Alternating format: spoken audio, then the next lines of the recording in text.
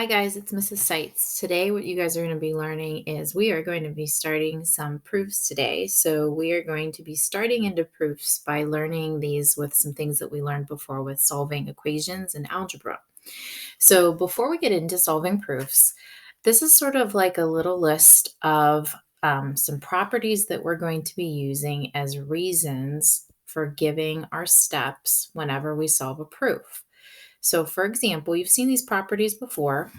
The first one is called the addition property of equality, which basically just says whenever you add a certain number to both sides, which is this plus c, that you get the same thing on both sides. The subtraction property of equality works the same way. Whenever you subtract the same number to both sides, so this c, that means that everything stays equal. The multiplication property of equality, whenever you multiply the same number to both sides, everything stays equal. The division property of equality, whenever you divide by the same number to both sides, everything stays equal. You've used these properties a ton of times before in algebra and pre-algebra. Now let's get into some of these other ones, maybe that you might not have realized that you've used before. We use them typically in some proofs, but maybe not as commonly as some of the times that we use the other ones that we just talked about. There's this reflexive property. It says for any real number, A equals A. It just means like if you have a number 5 equals 5. There's a symmetric property. It says if A equals B, then B equals A. So that means you can have something be equal to one another. And if you flip it around, it also means the same thing. I almost feel like that one, I call that kind of like a mirroring property. So I'm going to write that down for you. Think of like a mirror whenever you think of the symmetric property. Okay. So whenever you have it equal on one side, when you flip it around where you have the mirror image of it, right? It's still the same thing. The next property, the transitive property of equality, we use this one a lot in proof. And I'm going to read it to you. It says if A equals B and B equals C, then A equals C. What you basically do with the transitive property is you cut out this middleman, and I call this one the middleman all the time. So you might want to write that down.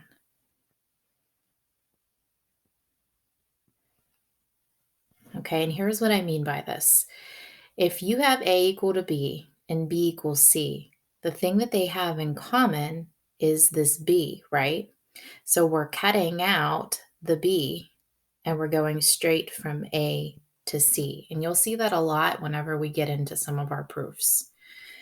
A property that sometimes gets confused with the transitive property sometimes is called the substitution property. The substitution property says if A equals B, then A can be substituted for B in any equation or expression. Now, the transitive property, we use that one a lot whenever we even get into using some proofs with geometry or algebra. The substitution property can only be used with equality, and that's important to write down.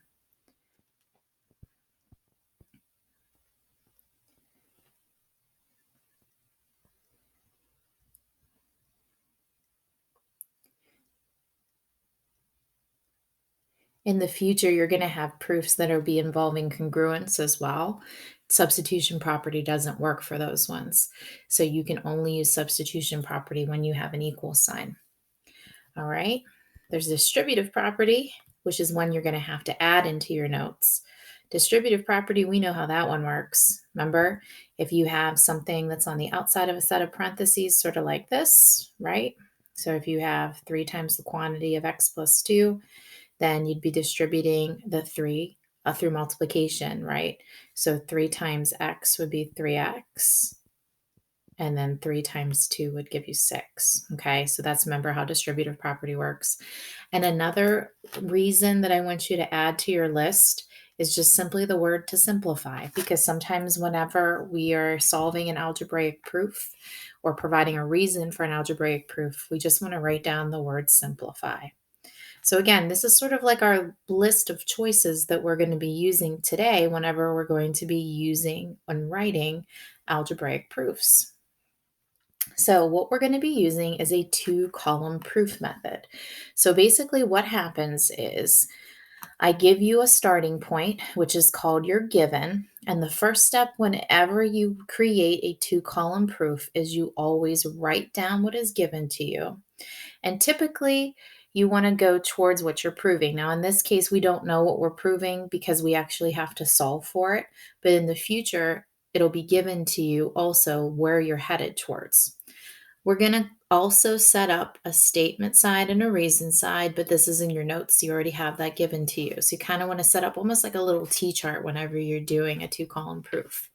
The other thing I want you guys to do is to number both the statement side and the reason side, so everything stays nice and neat. Okay, so we're just going to focus on the left-hand side right now. So whenever we're taking a look at that one, the first thing you probably remember from algebra is you should probably make sure that everything on the left-hand side of your equation and the right-hand of your side of your equation is simplified. And when I look, the 5x minus 18 is simplified, the 3x plus 2 is simplified. So I'm going to move over then to moving my variable onto the other side.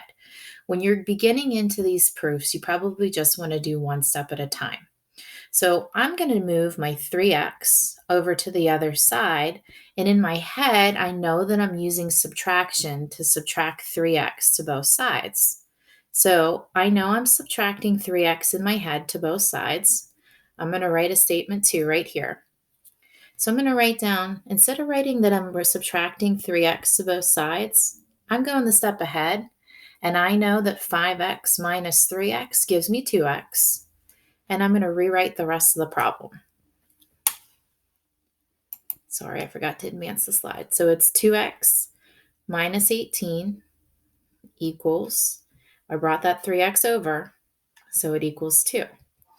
So on the other side, for the reason, we'll think about what we just did. We were subtracting 3x from both sides. So since I was subtracting 3x from both sides, that is the subtraction property, and you can abbreviate,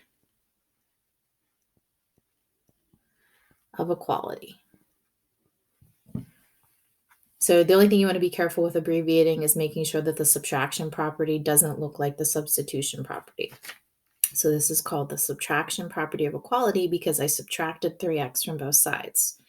Okay, the next step in solving towards x is I need to move that 18 out to the other side. So in my head, I know I'm going to be adding 18 to both sides. So if I added 18 to both sides, I know I'm going to end up with a 20 over here. Well, I'm going to bring down my equal sign and I'm going to bring down the 2x. But now I have my third statement. Okay, I also have my third reason also. So I'm writing down the statement of 2x equals 20 because I, in my head, added 18 to both sides. Because I added 18 to both sides, I have the property. It's the addition property of equality. Okay, I'm almost there. I almost have x all by itself.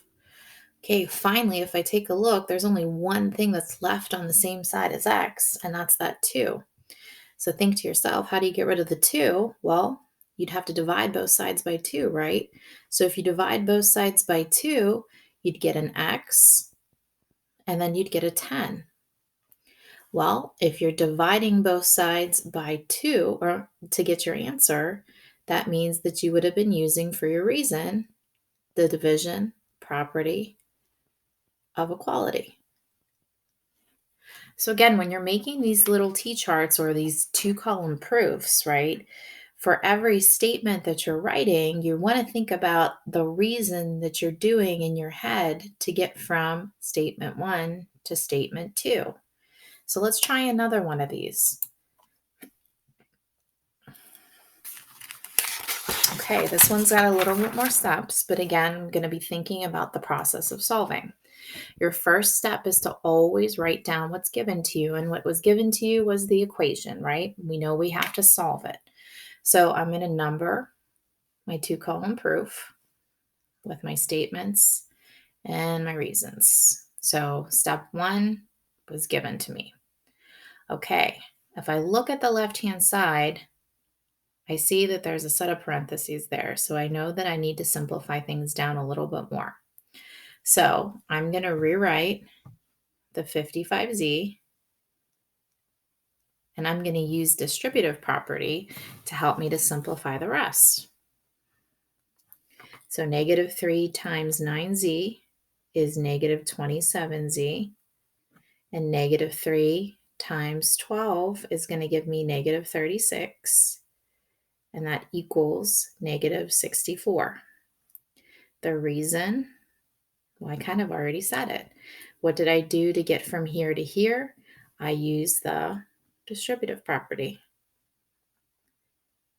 And again, you can abbreviate. So this is the distributive property of equality. And yeah, you have to write the equal sign because in the future, you're going to be having congruent statements. Okay, let's see for a third step. Okay, well, if I look, the next thing that you guys learn from algebra is to look for any sets of like terms. So it looks like I have a 55z and I have a negative 27z. So when I add those two things together, I'm going to get 28z. And I'm going to rewrite the rest. So 28z minus 36 equals negative 64. Now, what would be the reason this time? Well, I combined my like terms, right? So you could technically write combine like terms, but the reason that I had you guys write down instead was just to simplify. And that'll actually take care of a bunch of different situations. So we're just going to be general with that one and just say simplify.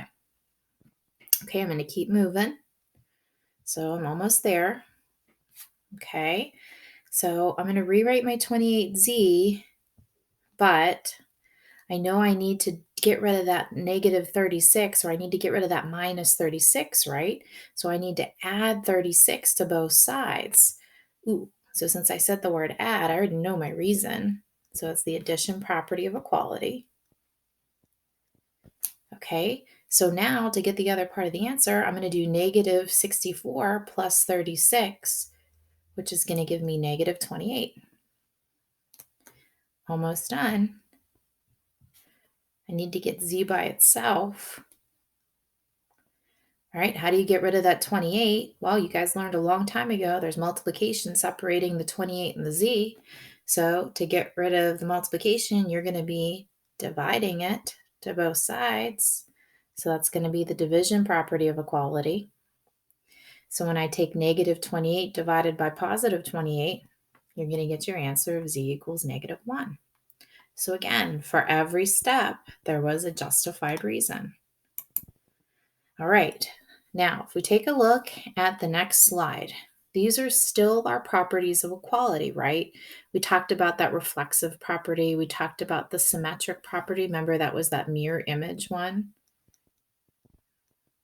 And then we talked about the transitive property, right? That was the middleman,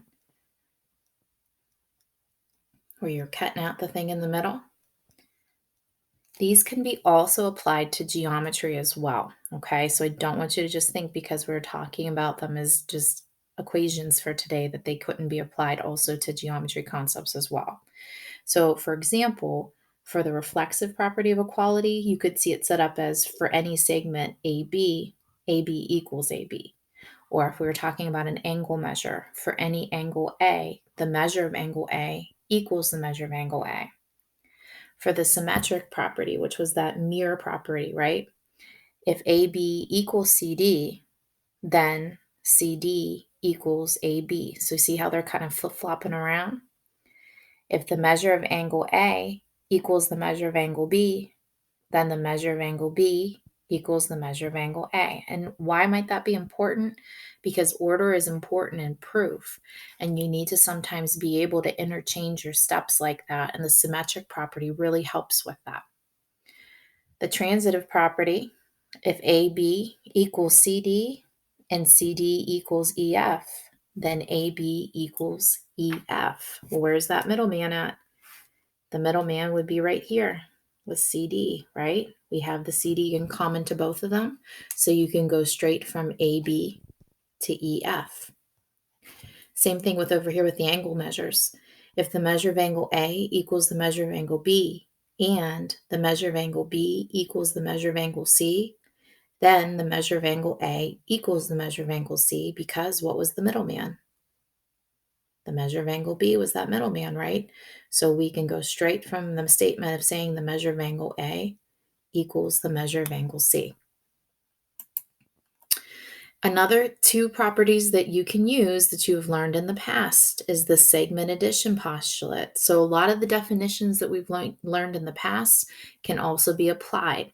And I've also started to comprise a list of reasons that we've been talking about in the past, and I'll make the document available to you guys pretty soon that you guys will be able to use and will be able to contribute to as a list of reasons that we can use for proof. So it'll be kind of like a list that we keep building upon throughout this unit. So we have that segment addition postulate, which, remember, it just says if you take the little part of your segment, so like segment AB, and then you take the other little part of the segment, which is BC. It combines together to give you the whole entire thing, which is AC. Okay? It also works for the angle addition postulate. So if you had the measure of angle RSP, so this part of the angle, plus the measure of angle PST, which is another little part of the angle, if you added them both together, it would get you the whole entire larger angle, which would be the measure that I'm highlighting here in yellow, which is the measure of angle RST. So again, that could be another reason that we use in the future for proof. Okay, so here we go with a more geometry type based proof. So let's look at this one. All right, so now when we look at example 3, we want to use the actual picture, and we want to be able to mark that up as well. So here we go with our 2-column proof. Did you notice how all the statements were given to you? That's because this is our first one. In the future, they're not always going to be given to you. You have to come up with the statements just like we did for the algebraic ones. So let's take a look at it. Okay, so it says in the diagram, AB equals CD. The argument below shows that AC equals BD. So that's what we're trying to prove. Okay, so let's mark up what we know. We know that AB equals CD, and that's given to us. So I'm going to number that so I know that those two things match up. And I'm also going to mark up on the drawing, and I want you to do the same with a tick mark, that AB equals CD. Okay, now let's look and see what the next statement that was made, and see if we can kind of see what's happening from statement 1 to statement 2. Okay, I see that I'm going from the statement AB equals CD. So I'm going to highlight AB equals CD. And then the new statement in statement 2 has AB plus BC equals BC plus CD. Sometimes with these statements, you want to see what's the new item. Okay? Well, I just highlighted for you the things that are the same. So when I look at that, the thing that's jumping out to me right now is that I have this plus BC on both sides.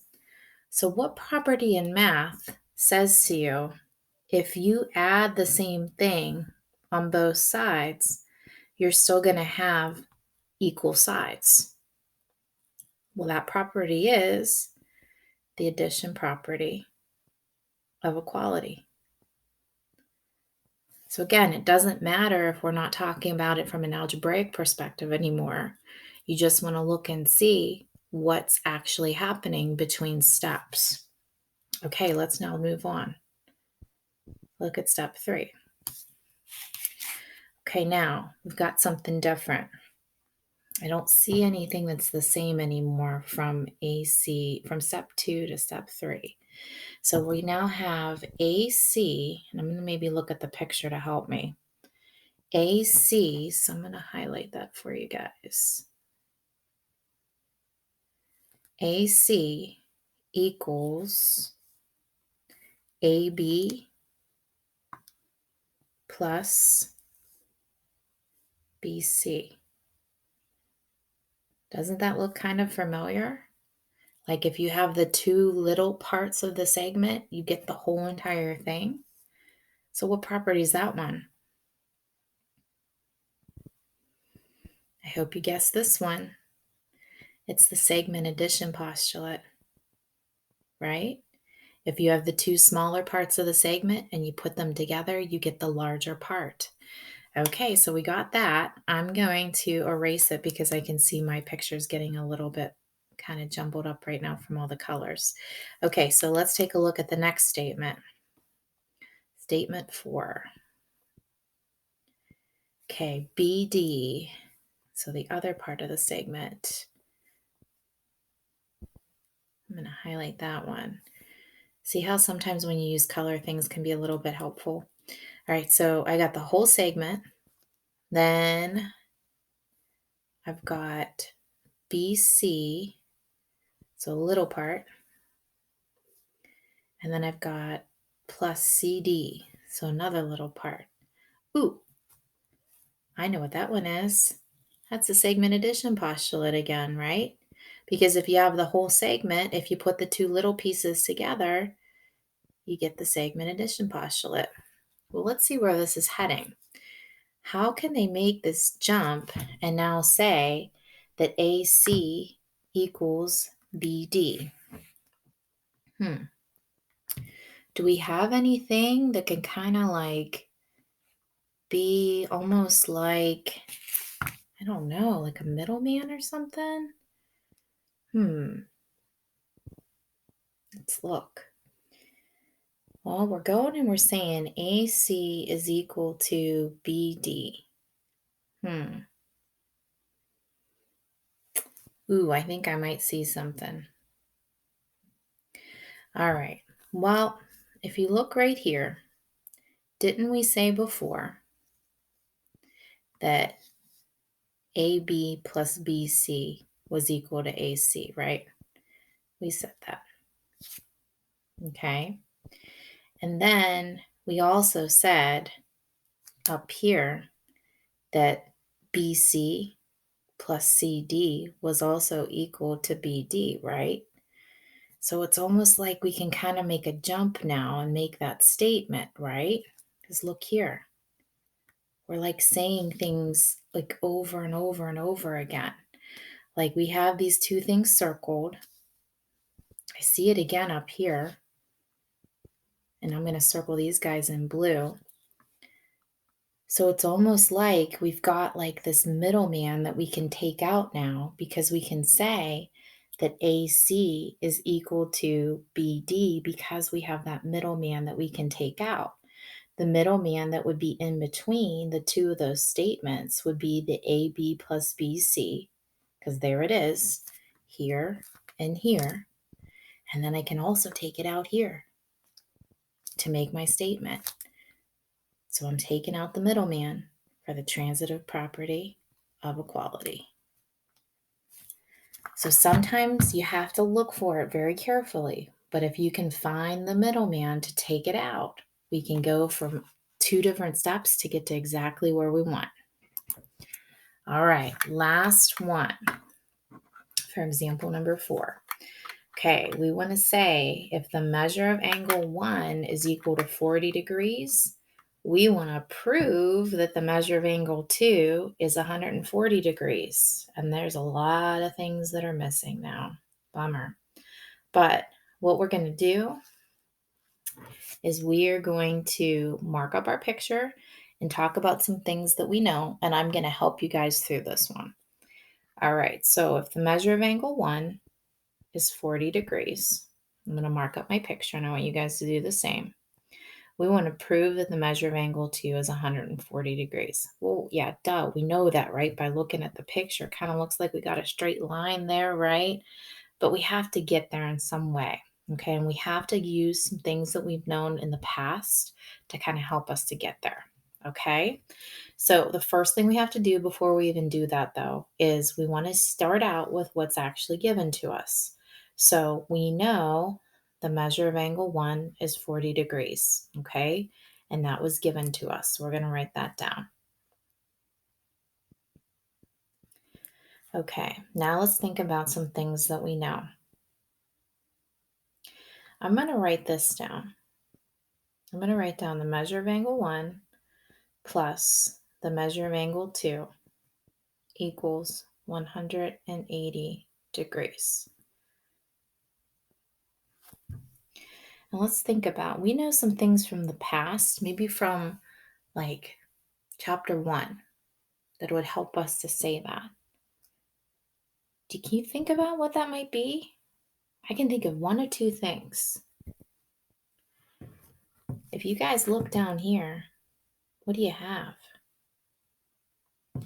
Well, you've got those adjacent angles, right? The ones that touch and they form a line down at the bottom, right? So we can either write definition of a linear pair, or you can write definition of supplementary angles. Either one would work. Okay. So my next thing I'm going to write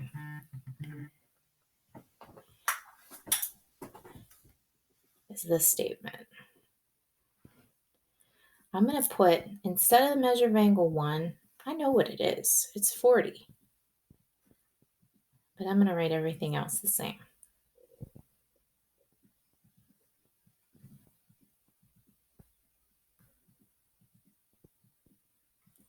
So what property in math lets me kind of plug something in for something that I already know? Well, if I look back at those reasons, I want you guys to look back at those reasons too.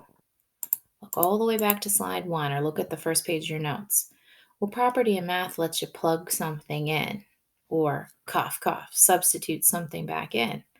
It's the substitution property. So anytime you are allowed to plug something back in, like a value, like I did right here in step 3 that I did in blue, I plugged in 40 because I knew the measure of angle 1 was 40 degrees. And how did I know that?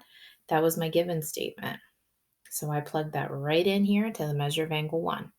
So I'm going to say that was the substitution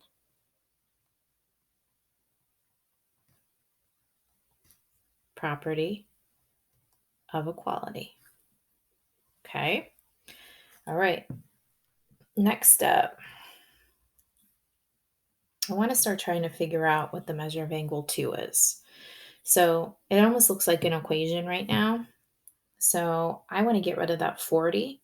So how would I get rid of that 40? I would want to subtract it to both sides, right? So if I'm subtracting the 40 to both sides, wouldn't I get what I want? Oh, yeah, I would.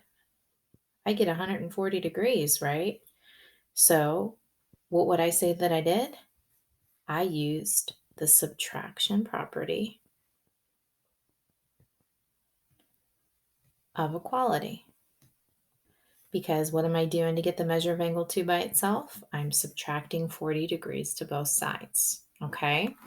So in conclusion, if you guys are looking back through, the last two examples were a little bit different, right, than the previous two, because these ones were applying a little bit more geometry, right?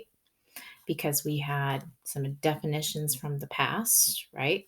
We were plugging some things in, and then we also kind of treated this like an equation. In example 3, we were using the transitive property, right, which was cutting out the middleman. And then back to these properties that we had, and also back to some of the equations that we used from before, where we're applying some of the properties that we've used all along in the past. So Keep trying with these ones. We're going to be focusing mainly on the algebraic properties over the next couple of days, but then we're going to advance on to more of the geometry based ones. I wanted you guys to have a little bit of exposure to the geometry ones for today, and then in the future, we're going to get into those in a little bit more detail. But keep up the good work, and I know you guys can do this.